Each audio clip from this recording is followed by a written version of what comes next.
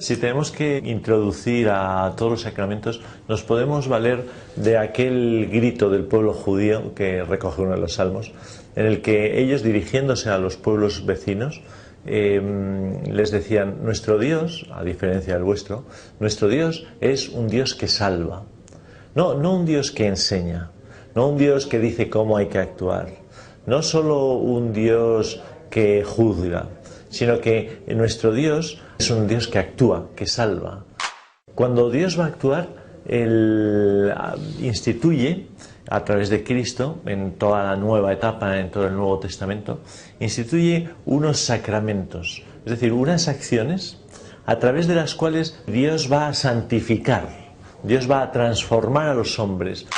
Son como esos puntos en los que el cielo y la tierra, Dios y el alma, se van a tocar con una eficacia santificadora en el hombre.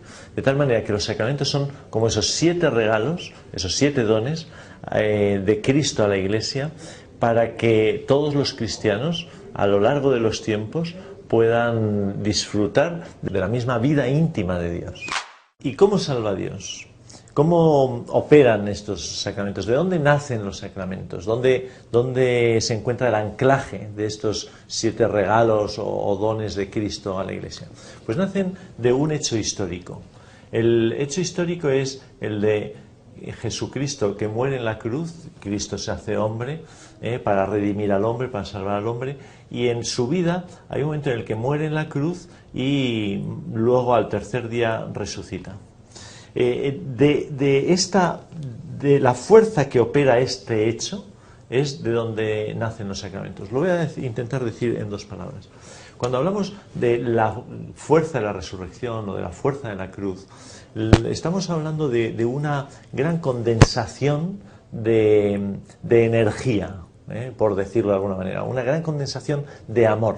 El hecho de que Cristo muera en la cruz y esa muerte la transforme, la haga libremente por amor, tiene una fuerza, un potencial enorme. Y el hecho de la resurrección de Cristo, que es el amor del Padre que resucita al Hijo, todo eso es fuerza, es fuerza. Esa fuerza, esa energía, ese amor, es lo que llamamos la fuerza del Espíritu, el Espíritu de Dios. El Espíritu de Dios es el que transforma la muerte de Cristo en libertad. El Espíritu de Dios es el que transforma la muerte en vida y resucita. Para no perdernos en abstracciones, voy a poner un ejemplo muy sencillo. Recuerdo una persona, estaba metida en la droga, estaba con gran depresión. Un día la portera de su casa se lo encuentra tirado, es un músico famoso, se lo encuentra tirado en el portal. Y entonces aquella portera lo recoge, lo lleva al piso y le cuida con cariño, con amor, un poco, le cuida bien, ¿no? Y este cantante siempre dijo: el amor de la portera es el que me salvó. Es decir, el amor tiene una fuerza que es una fuerza transformadora. Bien, pues esta fuerza enorme de Dios que operó en la vida de Cristo y en su resurrección, llega, esa misma fuerza, ese mismo espíritu, llega a los hombres de todos los tiempos a través de esos sacramentos. Esos sacramentos no son acciones humanas, esos 7 sacramentos son acciones del Espíritu que lo lleva hasta cada uno de nosotros a través de la Iglesia.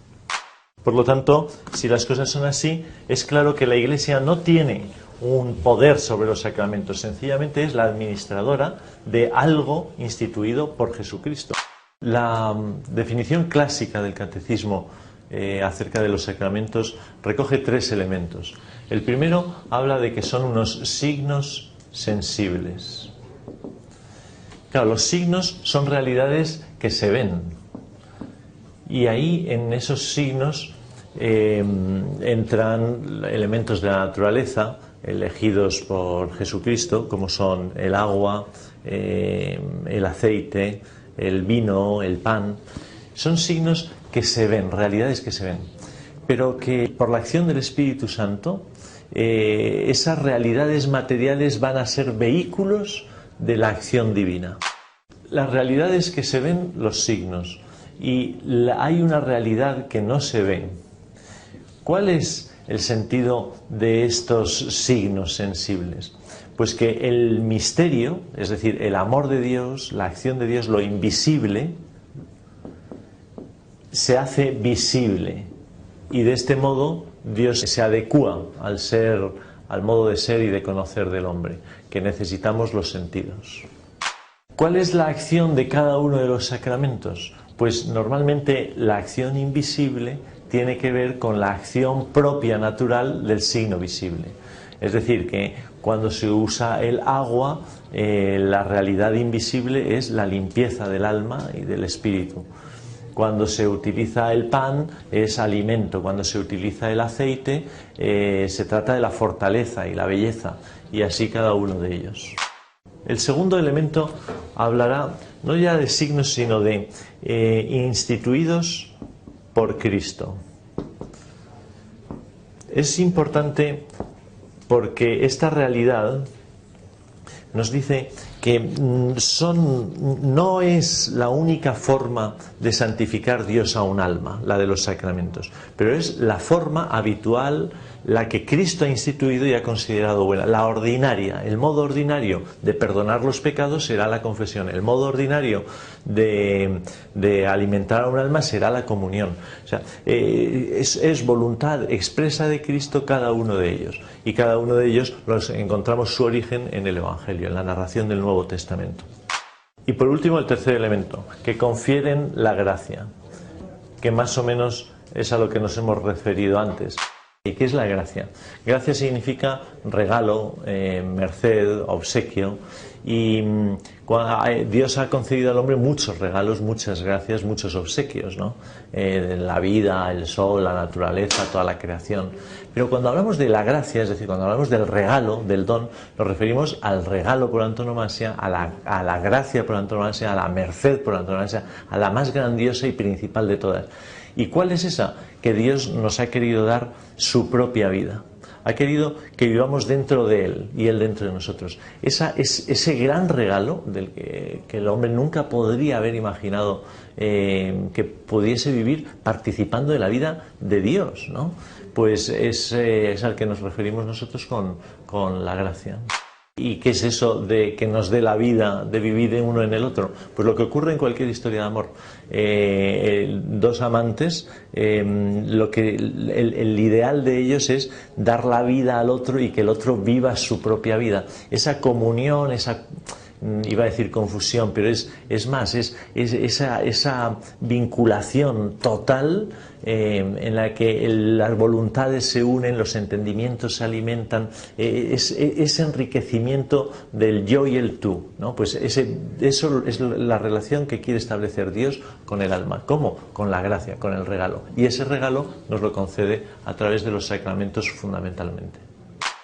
Y voy a terminar con unas palabras de Benedicto XVI acerca de los sacramentos. Dice: creo que los 7 sacramentos son los pilares reales sobre los que se asienta la estructura de los grandes momentos de la vida humana.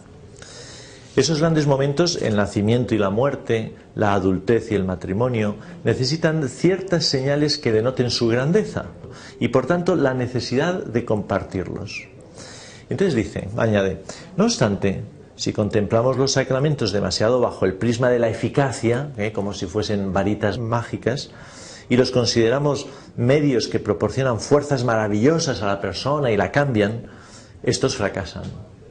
Se trata de algo diferente. No son fórmulas de hechicero, ¿no? Sino que la fe no es algo etéreo, sino que se adentra en el mundo material. A su vez, mediante los signos del mundo material, entramos en contacto con Dios. Muchas veces puede servir la imagen de cuando uno, ese juego en superficies de agua, o como un lago, un pantano o un río, y uno echa una piedra plana, ¿no? A ver si da toques. Los sacramentos son como esos momentos de contacto expreso, directo, sacramental, con el mismo Dios. Por eso dice, mediante los signos del mundo material entramos en contacto con Dios. Dicho de otra manera, los signos son expresión de la corporalidad de nuestra fe. Como seres encarnados que somos, necesitamos que nuestra fe también tome cuerpo.